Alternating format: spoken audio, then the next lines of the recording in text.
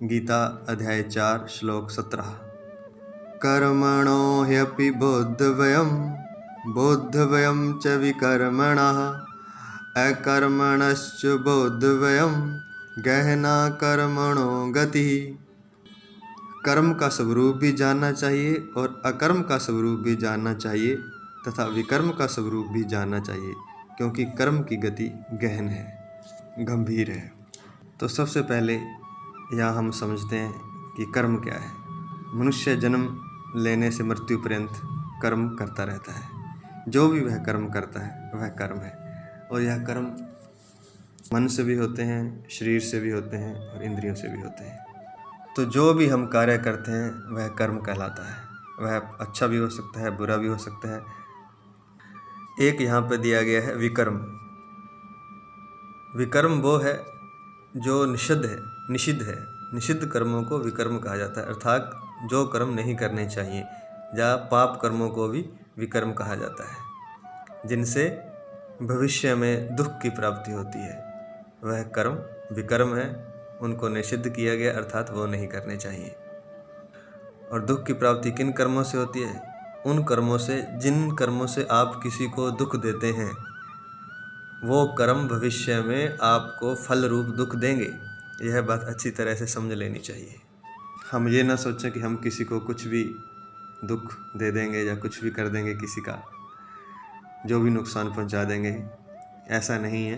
परमात्मा के नियम में, परमात्मा के राज्य में, उसमें जो भी कर्म आप करेंगे जिसमें आप दूसरों को तकलीफ़ दे रहे हैं, पीड़ा दे रहे हैं, दुख पहुंचा रहे हैं, वो कर्म वो सामने वाला तो शायद भुगतेगा ही भुगतेगा, क्योंकि आपने दिया है तो उसको सहना पड़ेगा, लेकिन वो कर्म के फल आपको भी भुगतने पड़ेंगे, और शायद कई गुना बढ़कर भुगतने पड़ सकते हैं।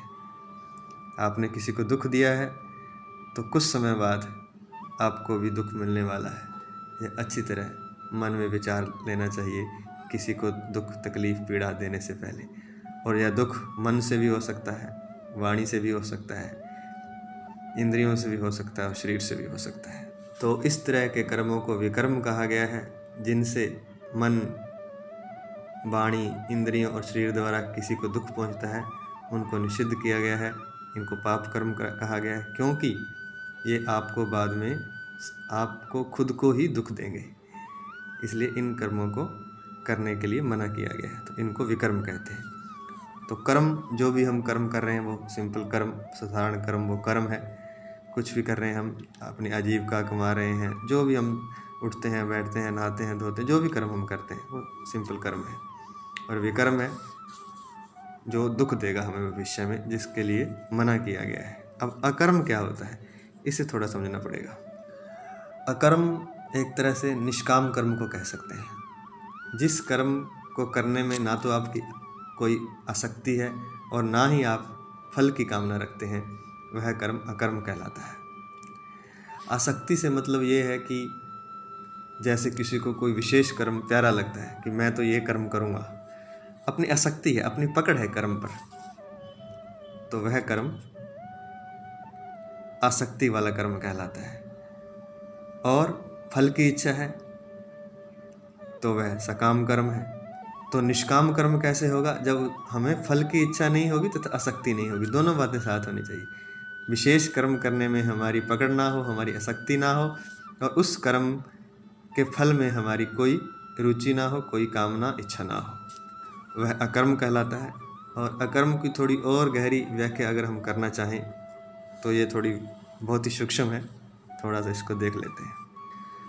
जब कोई व्यक्ति समाधिस्थ हो जाता है या परमात्मा से एक हो जाता है, परमात्मा में मिल जाता है, उस परम शक्ति से जिसका मिलन हो जाता है, जा कहें भगवान कृष्ण से जो एक रूप हो जाता है, जिस स्थित प्रज्ञ यहाँ कहा गया है, वह जब कोई कर्म करता है तो उसको अकर्म कहा जाता है। वो अकर्म क्यों कहा जाता है? क्योंकि उसके फल का उसको दोष नहीं लगता है। या इस तरह से कह सकते हैं, ऐसे व्यक्ति को कर्मों के फल में कोई आसक्ति नहीं होती है, उनको कर्मों के फल से कोई लेना देना नहीं होता है, उसे हम अकर्म कहते हैं। वास्तव में समाधिस्थ पुरुष द्वारा किए गए कर्म ही अकर्म कहलाते हैं या निष्काम कर्म कहलाते हैं। मेरे ख्याल से निष्काम कर्म और अकर्म में थोड़ा सा भेद है। निष्काम कर्म वो है जो अभी इस पथ पर चल रहा है और कर्म फल और आसक्ति को त्याग कर रहा है, अर्थात कोशिश कर रहा है अभी वो निष्काम कर्म करने की, तो उसको हम निष्काम कर्म कहेंगे। जो अभी पथ पर चल रहा है, जो रास्ते पर चल रहा है, जो कोशिश कर रहा है परमात्मा तक पहुंचने की, वो कोशिश निष्काम कर्म द्वारा करता है, क्योंकि निष्काम कर्म ही उसे परमात्मा तक ले जाते हैं। लेकिन अकर्म वो है जो अपने लक्ष्य तक पहुंच गया है, जिस मनुष्य ने परमात्मा को पा लिया है, जो परमात्मा के साथ एक रूप हो गया है, जब वो कोई कर्म करता है तो वह अकर्म कहलाता है, क्योंकि उसे अब किसी भी कर्म के फल से कोई सरोकार नहीं है, क्योंकि उसका जो लक्ष्य था वह उस लक्ष्य तक पहुंच चुका है। सारे कर्म हम अपने लक्ष्य को प्राप्त करने के लिए तो करते हैं। पहले कोई छोटा लक्ष्य होता है, धन कमाना होता है, या नौकरी चाहिए होती है, या कुछ भी एक लक्ष्य होता है कर्म करने का, और उन सब कर्मों का जो परम लक्ष्य है वो परमात्मा होता है। परमात्मा से बड़ा कोई लक्ष्य नहीं है। जब उसने परमात्मा को ही पा लिया, अपने लक्ष्य को जो प्राप्त कर लिया है, उसे फिर कर्मों के फल में जाहिर सी बात है कोई आसक्ति नहीं रहती है, उसके कर्म अकर्म हो जाते हैं। जय श्री कृष्ण।